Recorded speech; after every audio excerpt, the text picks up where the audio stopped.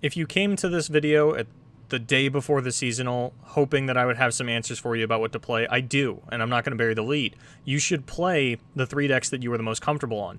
Now, ideally, for the last 2 months, you have been practicing some of the best decks in the game, and those are your comfort decks. For example, the deck that I am most comfortable on currently in Legends of Runeterra is Twisted Fate Fizz, because it's a deck that I've played a lot. That's how these things work. You play a deck a lot, you become comfortable on it. You really shouldn't be picking up Lee Sin for the first time. You shouldn't be picking up Teemo Foundry for the first time because you think it's going to counter all the Lee Sin decks. You should play what you know. But I am going to still go over the tier list with you so that I can tell you what everybody else will be bringing and what matchups you should know how to navigate. But ultimately, there is no secret recipe. You are overthinking your seasonal lineup. Whatever lineup you had locked in last week, somebody is going to top with that lineup. The adjustments that you made to it 2 days later, somebody will also top with that lineup. Whatever lineup you are bringing in, somebody will top with that lineup. But it might not be you, and that's okay. These happen every couple months. You'll have your time to shine. But let's go ahead and get into the tier list. I'm not quite sure what the best way to go over this tier list with you is, so I'm just kind of wing it. You should know what all of these decks look like by now, other than maybe everything in the Withering Whale pile. Last week I really went over lineups and talking about these anti-Fizz Twisted Fate lineups. We haven't really seen any anti-Twisted Fate Fizz pop up too much over the course of the week. I know that during the Brazil Open series run by Thiagostat, Pat ended up winning with a TF Fizz lineup in there, so as well as I believe Ophelios PNZ is one of his other decks, which is a deck that I do want to talk about a little bit. So rather than give you another broad overview of the meta, I am going to believe that you have watched the other tournament tacticians. This isn't your first video where you're coming in hoping that I have some secret sauce that I just don't have. So instead I'm going to talk about the developments as I always have and not sort of bore you by re-going over the entire format that hopefully you've been following along with week to week. So I want to start off talking about Ophelios, Piltover, and Zon, because this is a deck that came out of the gate as a strong meta contender. Opening weekend, it picked up a win at the Online League Series, and then the following day picked up a win at the LBR. And while it has changed a few times since then, this has been a constant tournament performer. Within the last week, Gavone/the Chad Stride picked up a second place finish at the RCO tournament with a Plaza Guardian version of the deck that I don't even have on this tier list because it only topped the one event. Chad was the only one running it, but the Piltover and Zon and Tribeam versions are two that we've seen a lot of players on. Pat recently picking up a win at the Brazil Open Series with the non-Tribeam version, even though it looked like Tribeam could very much fit in there. And as for the Plaza Guardian version, it really looks like a lot of the Tier 1 decks right now are just, you take Twisted Fate Fizz and you try to break that down into parts. Twisted Fate Ophelios, or Ophelios Zoe Targon with Bilgewater, however you want to run it, is just the Burblefish half of that deck, and then what Chad was going for was just the iterative improvement half of the deck, and replacing the Burblefish with the Plaza Guardian because of the regions that you were in, but that just goes to show the strength of Twisted Fate Fizz. We are now trying to just break this down into separate halves and play that. I would 1000% be playing Twisted Fate Fizz this weekend. Were I playing, I'll get into what lineup I'd be running a little bit later because, once again, comfort decks, but I do want to touch on how strong this deck is, and if you haven't put the time into it, it is a little bit too complex for you to try and do it now, but at the end of the day, it is an Ophelios deck. If you've played Twisted Fate Ophelios a lot, and you were a big fan of that, but you were like, oh, I really have to play Twisted Fate Fizz, I want to commit my Ophelios elsewhere, but I don't know where else to do it, and play this deck similarly, I think that Ophelios PNZ is what you're looking for. Now, the builds are all over the place, and that's sort of the weakness of it. There's Temple, no Temple, let's run some Invoke, let's play Star Shaping, let's not run any of that,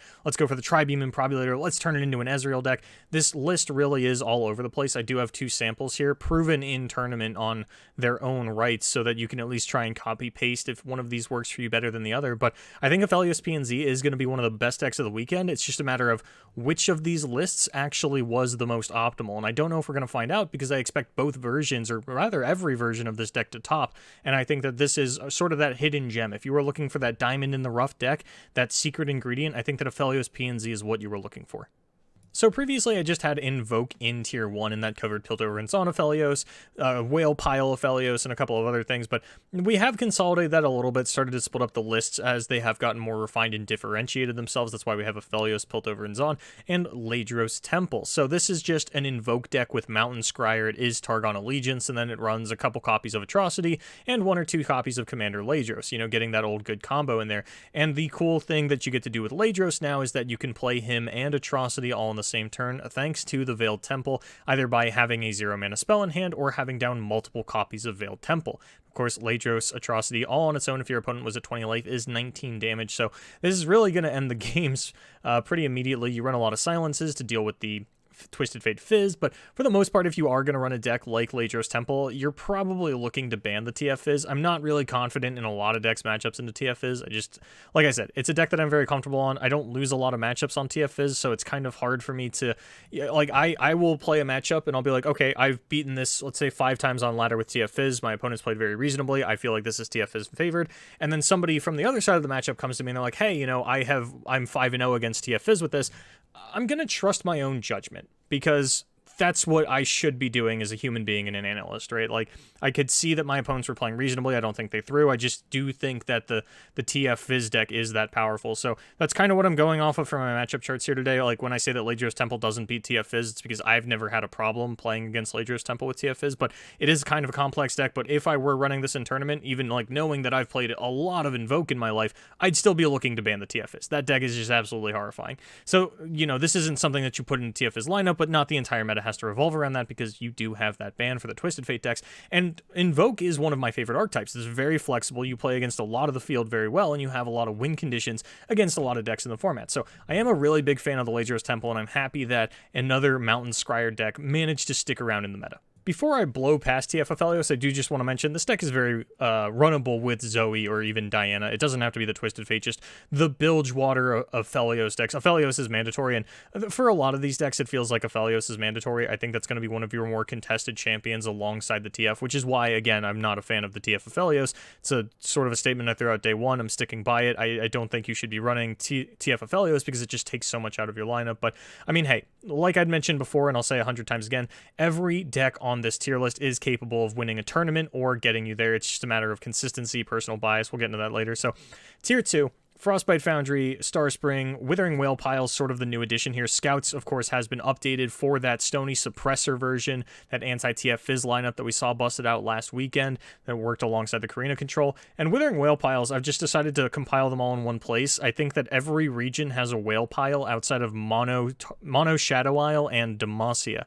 And all of these are, like, not just as viable, but I don't think any of them are, like, tier 1 good or tier 3 bad. I think that they are all around the same relative power level, and if you wanted to just say, hey, I am of the opinion that 3 Withering Whale beats Twisted Fate Fizz, I would disagree with you, but I'm going to give you the resources to still run that if you want to. So we have Feel the Rush for the Freljord, Bilgewater for the Go Hard, Piltover and Zon, that's the Karina controller we saw. Swain Elise was a relatively new deck that's been popping up. Pat also had that in their winning lineup for the Brazil Open Series. So this list is, of course, available, as all of these are. These are clickable links with sample deck lists, so you can take a look at that if you want. Ionia has Spooky Karma, and Targon has those Invoke Whale Piles that I was talking about earlier. Champion lineup, super flexible in the Targon version, although I think Aphelios Zoe is probably preferred.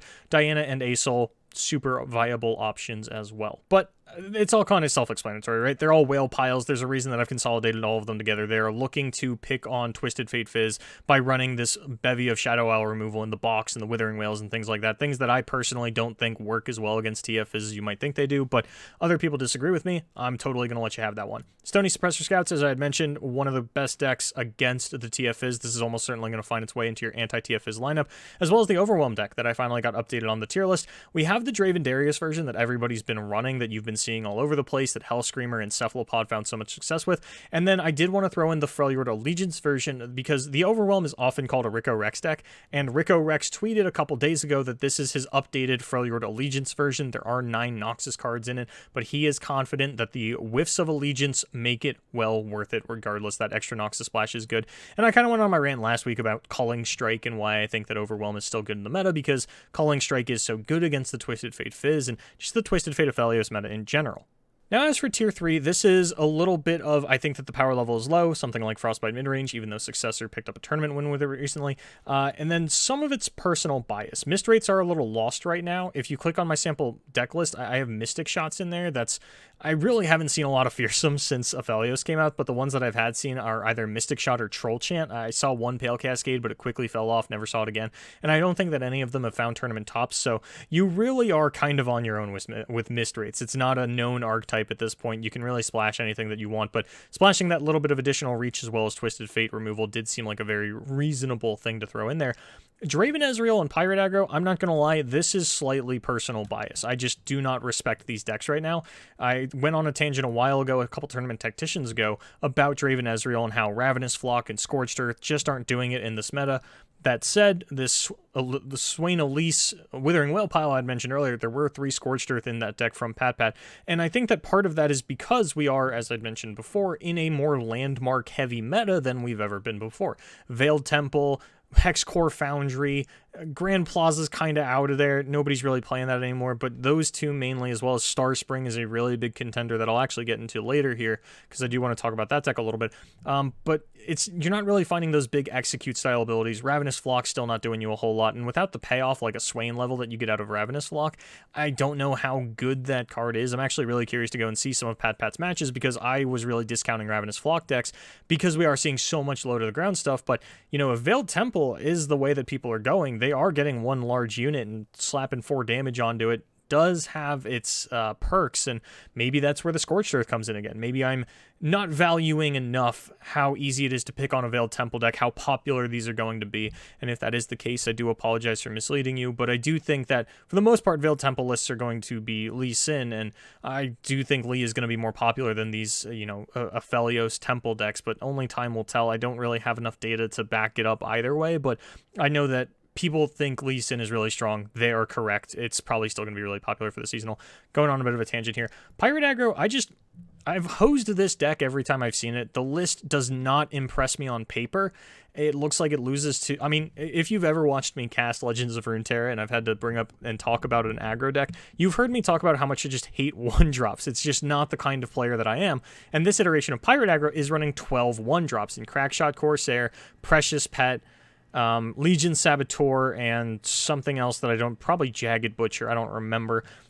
So it's really not my style of deck, and I haven't really had any problems dealing with it. It is very much that burn deck where it doesn't hang on to cards super well, and it's looking to just push damage at you at every turn, but it only plays the 2 spells, Decimate and Noxian Fervor, so its over-the-top burn really doesn't feel like it's there, and I do think that there is going to be a better burn deck for you to run, even if it's just a Piltover and Zon Noxus deck with Aftershocks and Decimates, and, like old Championless Burn. Throw a Teemo in there for all I care. Throw a Draven in there for all I care.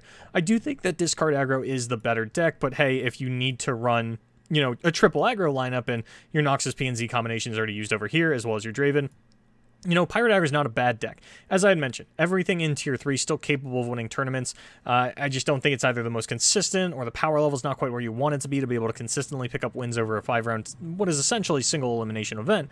But that's what I've got in Tier 3. These are decks that I just don't think actually pair into the meta super well right now, but we have seen a couple diamonds in the rough. Like I said, Successor picked up a win in a tournament with Frostbite midrange about a week ago, so obviously the results are there, but I don't think it's consistent. Now, going into the seasonal, you have a couple options. You can play Twisted Fate Fizz, you can try to pick on a deck, you can try to have it so that none of your decks are getting picked on. You can't avoid the fact that one of your decks is going to get picked on. You will have an exploitable lineup. All that you can do is really roll the dice and hope that you don't run into somebody who brought a lineup meant to exploit yours. And I don't usually recommend running lineups looking to exploit another strategy, because in a tournament this large, the chances that you are going to consistently run into that, and especially with how high stakes it feels at that single elimination breakpoint for top cut, it just doesn't seem worth it to me. I would very much recommend running your 3 comfort decks. I think that you should just run exploitable decks. Lee Sin's probably the most exploitable, but I think that it's still a totally fine pick. I don't think you're going to be running into as much triple aggro as everybody seems to be worried about. We will see triple aggro top the seasonal, certainly, but, if you decide, hey, you're trying to next level it and you're like, man, my lineups, they all lose to triple aggro, maybe I should just run triple aggro, you're going to run into someone who just brought a normal lineup and just beats you, and you're going to feel terrible about the decision that you made because you audibled at the last second to something that you were afraid of. Stick to your guns. You've been practicing 3 decks for God knows how long. Just play them. And if you need help finding them, I mean, hey, here, let me throw out at you what I would be running in the seasonal were I playing, because I'm not, because I'm casting it. So I will be there making fun of all your misplays. But I would run, as I'd mentioned, Twisted Fate Fizz, Burblefish Mind Meld, Go Fish, Twiz, Burble, Go Hard, Fuck Yourself, whatever you want to call the deck. I think it's the best deck in the game. I would run this 100%. I would also run a Aphelios PNZ. Which version would I run? Were I playing in this event, I would have done testing up until this point to understand which list I liked more, so I don't actually have a version that I have played enough to give you an opinion on that, but I would 100% have put time into a Aphelios PNZ, at the very latest the start of this week. Because it's just a fun deck, it's a fun archetype, I like it a lot, and it doesn't take anything out of my Burblefish Mind Meld because, you know, it's Fizz TF. And then for my third deck, I would have gone Starspring. I think that Starspring is really well suited into a lot of the tier 1 decks in the meta. I had mentioned on Twitter that we're in a very backline-centric meta, and even on War Room, you know, we're in a very backline-heavy meta, and that feels bad because the game was designed around combat, and now we just have a lot of decks that aren't initiating in combat in a way that you wanted to, and Starspring is the biggest punisher for that kind of strategy. Now, maybe I am just going to get hosed by aggro. That's something that I can accept. What you need to do is figure out what you are okay losing to. You pick a lineup, you say, wow, this beats me, and you push it out of your mind. You say, okay, yeah, I lose to that. I mean, that's just the way it's going to be. You're not going to be able to deduce what your opponent's going to be running. But yeah, you just need to stick to your guns. I promise you. You are overthinking this. You're either going to top or you're not. All you can do is play as tight as you can with the decks that you have. Don't try to 5-head yourself into this one where you're suddenly on a suboptimal lineup because you got too spooked by the aggro boogeyman.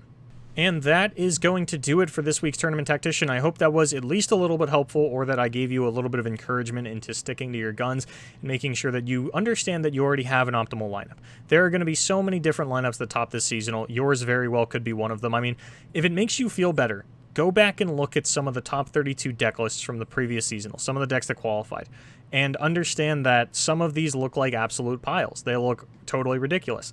It's not totally in your hands. It does come down to matchups, and while the next seasonal is very promising and looking better, and a World Championship got announced, I'm not going to go over the announcement for all that, but if you haven't heard about it, go to the Play Runeterra website and, you know, check out what I'm talking about here. Got a lot of cool stuff coming in the next seasonal, but for now, we do have to still play the 5 rounds, what is effectively single elimination, but remember to stay in if you do lose one. That's why I've been so against calling it single elimination. At 3 and 2, you do get that card back, as well as there are prismatic rewards for your finishing records, so stay in, get a bit of tournament experience, come back strong for the next one if things don't work out for you this time around.